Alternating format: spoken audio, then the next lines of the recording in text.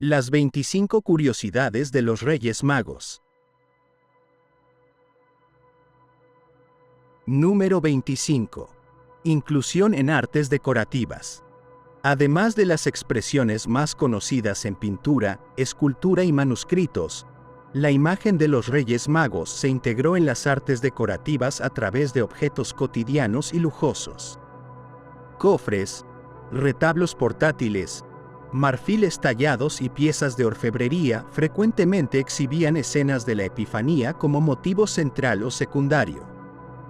Estas obras, algunas destinadas a la nobleza y otras al culto litúrgico, atestiguan la importancia que se concedía a la adoración de los magos, símbolo de la adoración universal a Cristo. La elección de motivos relacionados con los Reyes Magos en objetos de uso personal o ceremonial reafirmaba la piedad y el prestigio de sus propietarios, quienes se identificaban con la devoción y la nobleza de estos personajes bíblicos. Al ver reproducida la escena en diversas manifestaciones artesanales, la historia de la Epifanía se fijaba no solo en la mente colectiva, sino también en el entramado cultural de la vida cotidiana, confirmando el arraigo y la admiración que suscitaron los magos del Oriente. Número 24. Adopción en el arte gótico. Con la llegada del arte gótico, la representación de los Reyes Magos adquirió un tono más estilizado y al mismo tiempo más narrativo. La verticalidad y el dinamismo de las catedrales góticas se reflejaban en los pórticos, vitrales y retablos en los que la Epifanía ocupaba un lugar destacado. La búsqueda de una mayor expresividad llevó a enfatizar los gestos y la interacción entre los reyes y la Sagrada Familia, dotando a la escena de un carácter dramático y emotivo. En este periodo, la elaboración de retablos policromados permitió plasmar con detalle los atuendos reales, las coronas y los obsequios. Los talleres góticos, al mezclar influencias locales con nuevos impulsos artísticos, desarrollaron una iconografía que podía alternar entre la fantasía decorativa y la fusión de motivos orientales y europeos. Así, la adoración de los magos se transformó en una escena de profundo esplendor, síntesis del mensaje religioso y la estética refinada que caracterizó al arte gótico. Número 23. Aparición en vidrieras medievales. El uso de vidrieras en las iglesias góticas transformó la manera de contar historias bíblicas, y la escena de la Epifanía no fue una excepción. Con el propósito de educar y maravillar a los fieles, las vidrieras mostraban la llegada de los Reyes Magos a Belén con una luz multicolor que atravesaba el cristal, otorgando a la escena un aura de trascendencia. Los reyes se presentaban a menudo con ropas ricamente decoradas y tocados distintivos, realzados por la luminosidad del vidrio. Estas vidrieras eran el resultado de un meticuloso proceso artesanal, que implicaba cortar y pintar cada pieza para luego unirla con plomo. El efecto final confería a los templos una atmósfera envolvente, donde la contemplación de la luz y las historias sagradas alimentaba la experiencia espiritual de los fieles. La Epifanía, con su relato de revelación y adoración, hallaba en las vidrieras un medio ideal para reforzar la idea de la luz de Cristo que ilumina a todas las naciones. Número 22. Ausencia de datos biográficos.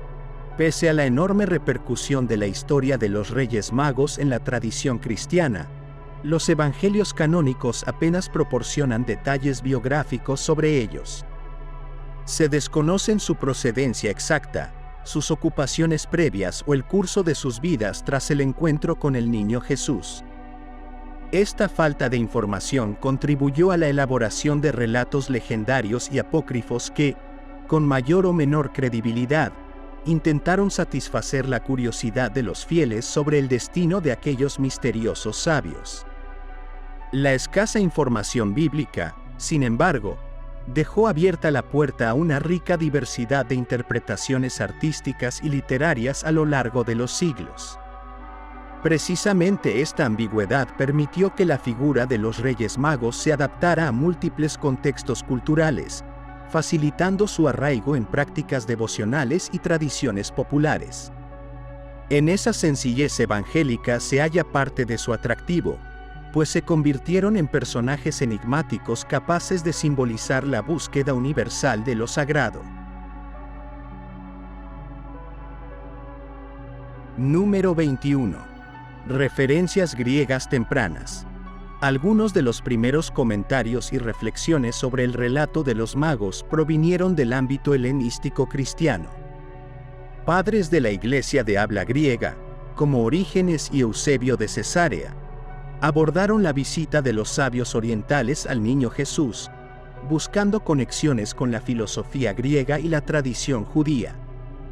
Desde su perspectiva, el episodio confirmaba la universalidad de la revelación cristiana, ya que incluso sabios paganos reconocían la realeza divina de Cristo.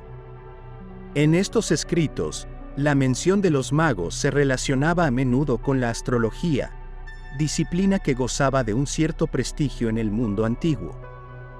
El avistamiento de la estrella se interpretaba como una señal cósmica que la razón y la experiencia astronómica de estos hombres pudo descifrar. Así, la narración evangélica se dotaba de un trasfondo intelectual que elevaba aún más el sentido de la Epifanía como evento que trasciende fronteras culturales. Número 20. Aparición en la liturgia antigua. Desde tiempos tempranos, la fiesta de la Epifanía se integró en el calendario litúrgico, conmemorando tanto el bautismo de Cristo como la adoración de los magos según la tradición oriental. Esta celebración, que varía según los ritos y confesiones cristianas, dio un lugar central a la visita de los magos como símbolo de la manifestación del Mesías a todos los pueblos. En Oriente, la Epifanía adquirió un matiz teofánico más amplio, mientras que en Occidente se enfatizó la adoración de los reyes y sus presentes. En los primeros siglos, las oraciones, lecturas y cantos para el día de la Epifanía destacaban la humanidad y la divinidad de Cristo, ensalzando la llegada de los magos como testimonio de que la salvación se extiende más allá de Israel. De este modo, la liturgia ofrecía un contexto comunitario donde la figura de los reyes se hacía presente no solo en el recuerdo histórico, sino en la experiencia celebrativa y eclesial de las comunidades cristianas dispersas por todo el imperio y más allá. Número 19. Representaciones con gorro frigio. En algunas obras de arte paleocristianas y medievales, los magos aparecen tocados con el gorro frigio, un sombrero cónico cuya punta caía hacia adelante, habitual en la iconografía de Oriente. Este detalle buscaba acentuar su procedencia oriental y diferenciarlos de otros personajes bíblicos de Palestina o Roma. El gorro frigio, asociado también con Persia y regiones cercanas, subrayaba el exotismo de los sabios y reforzaba su condición de astrólogos o sacerdotes de tierras lejanas. En la antigüedad, el uso del gorro frigio era un rasgo distintivo en monedas, esculturas y relieves que representaban agentes o divinidades orientales. Su adaptación al contexto cristiano de la adoración de los magos fue un recurso visual eficaz para situar a estos personajes en el imaginario colectivo, afirmando su origen al mismo tiempo que se transmitía la noción de la universalidad del mensaje evangélico. Número 18. Primeras menciones a sus regalos. La referencia explícita a los regalos de oro, incienso y mirra aparece en el Evangelio de Mateo, enfatizando su naturaleza simbólica. Desde muy temprano, los padres de la Iglesia comentaron la importancia de cada obsequio. El oro aludía a la realeza de Jesús, el incienso a su divinidad y la mirra, empleada en la unción de cadáveres, a su destino humano y su futura pasión.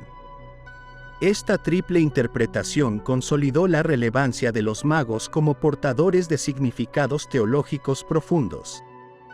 En el arte y la devoción posterior, La entrega de los regalos se convirtió en el momento culminante de la escena de la Epifanía. Pintores, escultores y miniaturistas representaban minuciosamente cofres ornamentados y recipientes ricos en detalles, buscando reflejar la preciosidad de lo ofrecido. La misma composición icónica, con los reyes inclinados ante el niño y la madre, reforzaba la idea de la soberanía de Cristo y el homenaje de todos los pueblos de la tierra. Número 17. Ausencia de referencia a animales. Una notable diferencia entre la escena de los Reyes Magos y otros episodios relacionados con el nacimiento de Jesús es la ausencia de referencia a animales que los acompañen. Mientras el pesebre evoca la presencia del buey y la mula, o los pastores llevan ovejas, los magos no cuentan con un animal icónico que aparezca sistemáticamente en el relato bíblico. Sin embargo, en representaciones posteriores, algunos artistas imaginaron camellos o dromedarios para subrayar el origen distante de los sabios. La presencia de camellos en la iconografía de la Epifanía se popularizó por la asociación con las caravanas orientales y con la riqueza exótica atribuida a los reyes. Aún así, se trata de una adición posterior y no de un dato procedente del texto evangélico. Esta libertad creativa muestra cómo el imaginario popular y la tradición artística fueron completando elementos escénicos que intensificaran la idea del gran viaje emprendido por los magos en pos de la estrella de Belén. Número 16. Diversidad numérica en antiguas tradiciones. Aunque la tradición occidental terminó por fijar la cifra de 3 magos, en la antigüedad cristiana existió una notable diversidad al respecto. Algunas comunidades hablaban de 2 magos, mientras que otros relatos llegaban a mencionar 4 o incluso 12. En lugares como Armenia o Etiopía, los textos eclesiásticos describieron un número distinto del convencional, reflejando la ductilidad de la tradición en sus primeras fases. La adopción del número 3 se popularizó por la asociación con los regalos mencionados en Mateo y su simbolismo trinitario. Con el paso del tiempo, la devoción y el arte se encargaron de darle tal arraigo que hoy resulta casi imposible disociar a los Reyes Magos de la cifra de 3. Pero esta uniformidad aparente oculta las variantes que han enriquecido la historia, adaptándola a contextos culturales y necesidades devocionales. Número 15. Múltiples lenguas en sus relatos. La historia de los magos, difundida inicialmente a través del Evangelio de Mateo en griego, se tradujo desde muy temprano a numerosas lenguas cristianas antiguas, como el siríaco, el copto y el latín.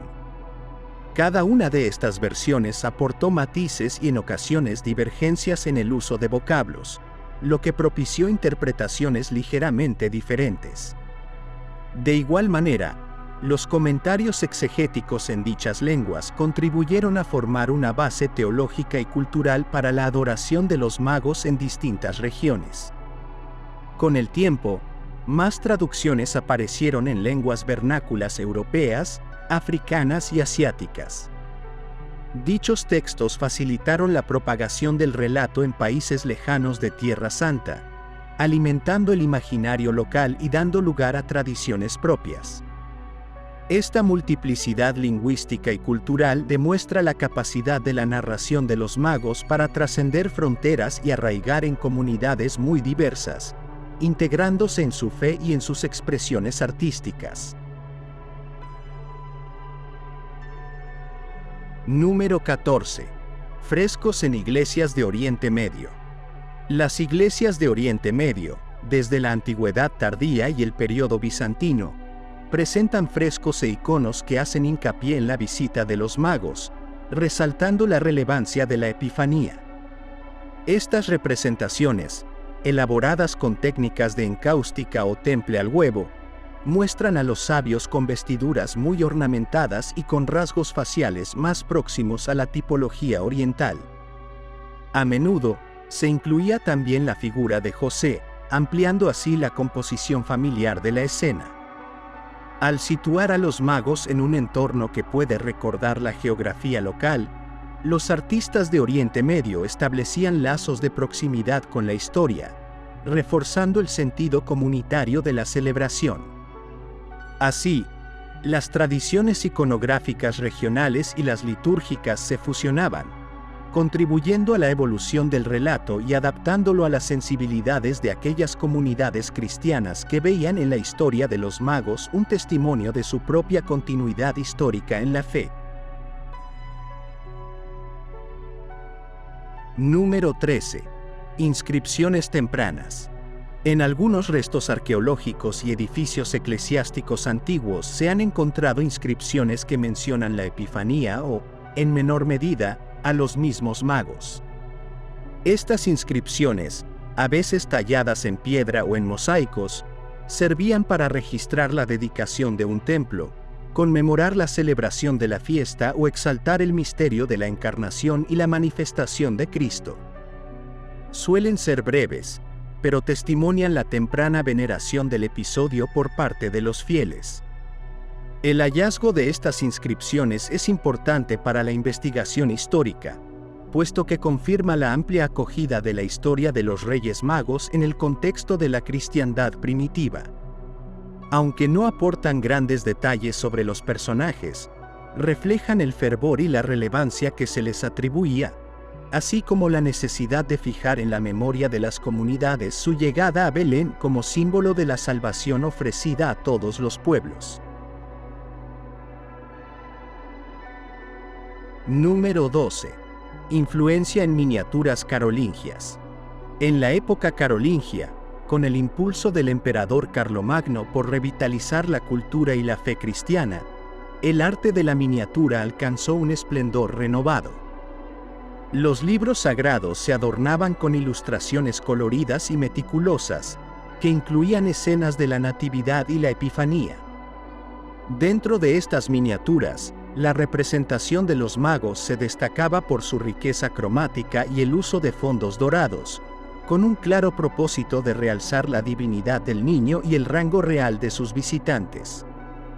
Las escuelas de iluminación carolingia, como las de Tours y Reims, desarrollaron un estilo que fusionaba la tradición romana y la insular, dando lugar a una iconografía única. En este contexto, la escena de la adoración de los magos reafirmaba el poder universal del cristianismo, algo que encajaba a la perfección con las aspiraciones imperiales de la corte carolingia. Así, las miniaturas se convirtieron en un testimonio de la devoción oficial y al mismo tiempo en un instrumento de instrucción religiosa para la nobleza y el clero. Número 11. Diversidad de atuendos a lo largo de los siglos. A lo largo de la historia del arte cristiano, los atuendos de los Reyes Magos han experimentado transformaciones notables, reflejando tanto los cambios estéticos de cada época como la necesidad de subrayar su condición foránea y distinguida. En obras tempranas, se les veía con túnicas y mantos simples, mientras que en el medievo comenzaron a aparecer con coronas e indumentarias lujosas, frecuentemente de inspiración bizantina o islámica. El Renacimiento introdujo diseños más ajustados a la moda cortesana europea, con sedas, brocados y joyas más elaboradas. Este dinamismo en la vestimenta responde a la intención de mostrar a los magos como personajes exóticos y al mismo tiempo cercanos al espectador del momento.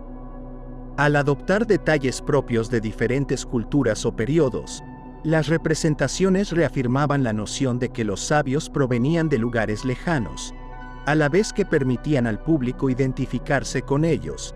De este modo, la figura de los Reyes Magos conserva hasta el presente una riqueza iconográfica extraordinaria, que testimonia la vitalidad de su leyenda en el desarrollo del arte cristiano.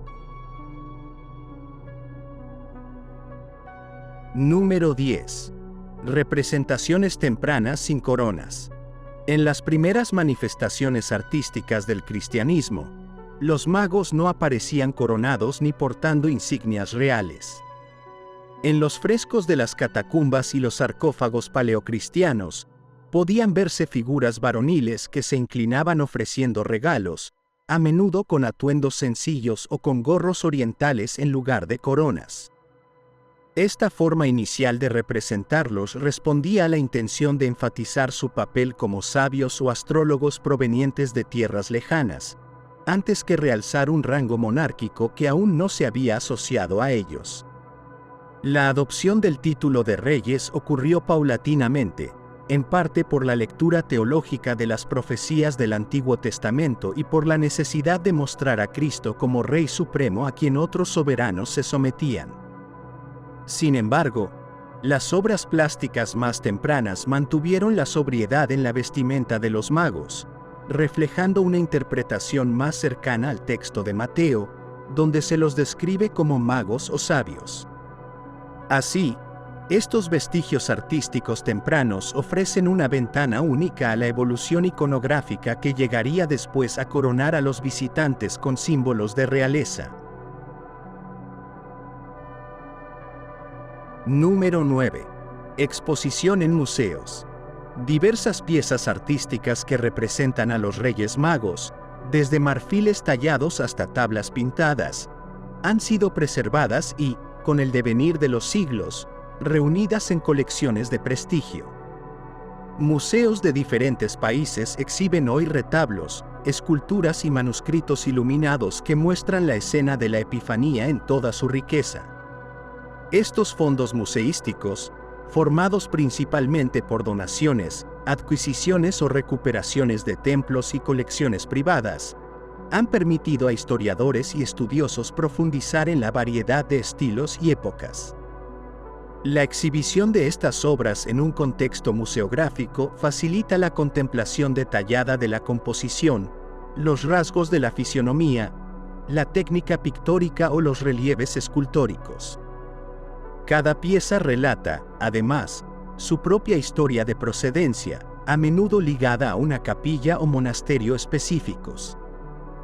De esta forma, la exposición de los magos en museos no solo enriquece el acervo cultural, sino que también propicia un diálogo continuo con el pasado y una percepción renovada del simbolismo que rodea la adoración. Número 8. Frescos paleocristianos sin detalles de origen. Los frescos paleocristianos que representan a los magos suelen mostrar un enfoque simbólico más que narrativo. En ellos, las figuras aparecen sin indicaciones concretas de procedencia geográfica o rango social, reflejando la prioridad de comunicar la universalidad de la manifestación de Cristo. Tales escenas se concentraban en la gestualidad de ofrecimiento y la presencia de la estrella, reforzando así la dimensión litúrgica y devocional de la imagen. La ausencia de detalles sobre el origen de los magos en estos primeros frescos se explica por la intención catequética de la iconografía: plasmar los grandes misterios de la fe cristiana de manera directa, sin necesidad de atavíos o elementos superfluos. Con los siglos, el arte evolucionaría para introducir características más elaboradas, pero en estos testimonios primordiales se percibe el germen de la devoción a la Epifanía, centrada en la humildad del nacimiento y la respuesta reverente de quienes reconocen el misterio divino. Número 7. Influencia del arte bizantino. El arte bizantino desempeñó un papel fundamental en la forma de representar a los magos, especialmente a través de mosaicos y iconos elaborados en Constantinopla y otras ciudades del Imperio de Oriente.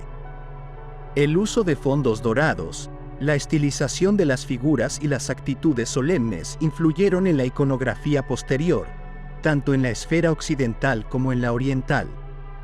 Los magos, vestidos con ricos ropajes e incluso con toques de influencia persa, adquirieron un aire de majestuosidad y trascendencia.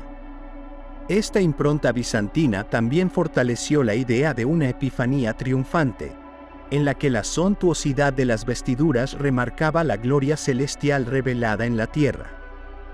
Además, El estilo hierático y frontal de las composiciones subrayaba la solemnidad del encuentro entre lo humano y lo divino.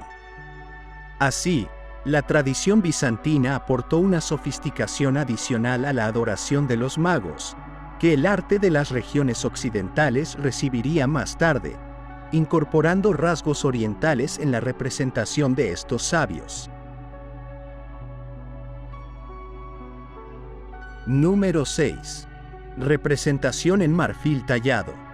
La talla en marfil fue una de las técnicas artísticas más preciadas en la Antigüedad tardía y la Alta Edad Media. Los dípticos consulares y cofres litúrgicos son ejemplos donde la escena de la Epifanía pudo ser reflejada con minucioso detalle, gracias a la ductilidad y la belleza natural del material. El contraste entre el fondo claro del marfil y los finos relieves permitía resaltar los gestos, los pliegues de las vestiduras y la entrega de los regalos con gran precisión. Estas tallas, a menudo de pequeño formato, circulaban entre cortes palaciegas y sedes episcopales, funcionando como objetos de prestigio y devoción. En sus delicadas superficies, los magos aparecían con atuendos distintos a los de la Sagrada Familia, subrayando su carácter foráneo. El trabajo en marfil, por su calidad y dificultad, solía reservarse para las representaciones más valiosas, y la visita de los reyes al Niño Jesús era uno de los momentos sagrados que se consideraban dignos de este cuidado artístico. Número 5. Gran frecuencia en portales románicos.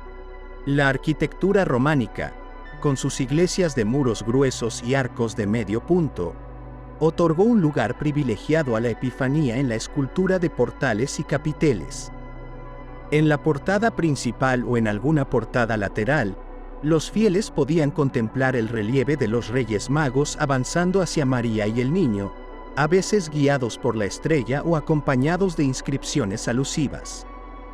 Esta reiterada presencia en los portales subraya la relevancia que la adoración de los magos tenía en la catequesis y en la devoción popular. En muchos casos, el románico aunaba un sentido narrativo con una fuerte carga simbólica. La representación de los magos junto a otras escenas de la vida de Cristo se convertía en una auténtica Biblia de piedra, accesible incluso a los analfabetos. Además, la variedad de estilos entre distintas regiones revelaba cómo la historia de los reyes se podía expresar con formas más rígidas o suaves, conforme a las escuelas y talleres de cada zona. De este modo, la escena de la Epifanía se convirtió en un elemento fundamental en la escultura monumental de la época.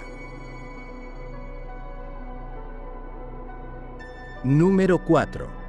Diversos soportes artísticos. La versatilidad de la historia de los magos ha permitido su representación en una amplia gama de soportes artísticos, desde el ínfimo detalle de un camafeo hasta la grandiosidad de un retablo. En tapices, por ejemplo, se recreaban con hilos de colores y metales preciosos no solo la visita a Belén, sino también el recorrido guiado por la estrella. Del mismo modo, la pintura al temple o al fresco, la escultura en piedra o madera y hasta el esmalte cloisonné reflejaron la adoración en múltiples escalas y contextos. Este abanico de técnicas y formatos habla del enorme arraigo de la escena en todas las clases sociales, dado que las piezas podían ser tan modestas como una pequeña tabla doméstica o tan suntuosas como el frontal de un altar mayor. En cada caso, el objetivo permanecía idéntico: inmortalizar la búsqueda y el homenaje de unos sabios que reconocieron en el Niño Jesús el signo de un orden cósmico y universal. A través de siglos y estilos, la diversidad de soportes dio nueva vida a una misma historia, confirmando la capacidad de la Epifanía para inspirar el ingenio creativo. Número 3. Fuentes indirectas tempranas. Entre las fuentes indirectas más tempranas que aluden a los magos destacan comentarios de padres de la Iglesia y crónicas que, sin describir la escena con detalle, mencionan la presencia de astrólogos o sabios del Oriente en el momento del nacimiento de Cristo. Estas alusiones, a menudo muy breves, sirvieron de base para la posterior construcción de leyendas en torno a los reyes. También fueron complementadas por obras apócrifas que, sin ser reconocidas oficialmente, aportaron elementos sobre sus nombres, caminos y motivaciones. Estas menciones indirectas ofrecen un panorama de la diversidad de interpretaciones que circulaban en las comunidades cristianas de los primeros siglos. En algunos casos, los escritos inciden en el aspecto astrológico, mientras que en otros resaltan la humildad con la que ofrecen sus dones.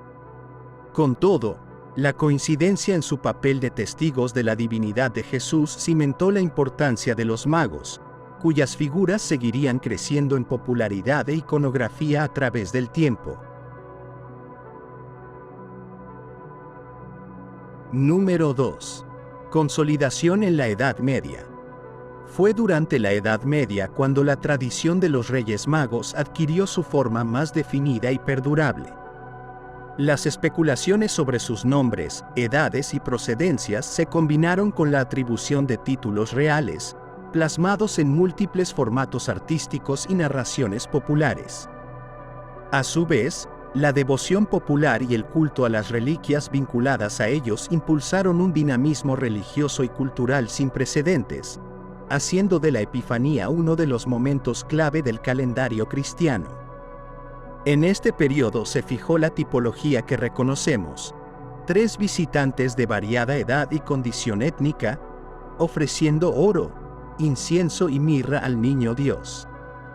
La consolidación de esta imagen en los concilios, los sermones y los ciclos iconográficos dejó un impacto durable. Para la Baja Edad Media, los magos se convirtieron en pilares fundamentales del imaginario cristiano, figurando en portadas de iglesias, manuscritos iluminados y retablos que, en su conjunto, testimoniaban la centralidad de la adoración como símbolo de la aceptación universal de Cristo. Número 1. Persistencia del relato visual. La escena de la visita de los Reyes Magos ha demostrado una capacidad excepcional para pervivir en la tradición artística occidental, atravesando estilos, periodos y regiones geográficas.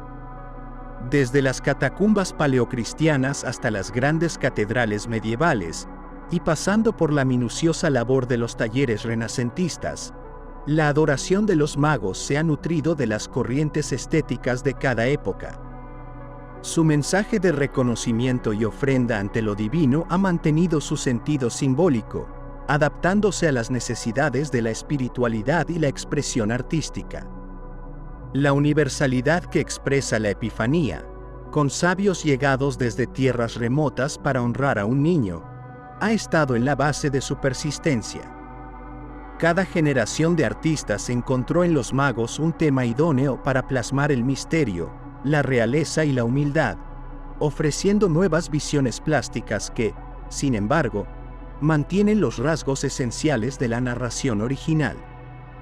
Este entramado de historia, arte y devoción ha asegurado que la escena de la Epifanía continúe inspirando admiración y estudio, constituyéndose en uno de los relatos visuales más arraigados en la memoria cultural. Gracias por ver nuestro video. Suscríbete a nuestro canal para más videos como este. Dale me gusta, coméntanos tu punto de vista y comparte este video con tus amigos y familiares.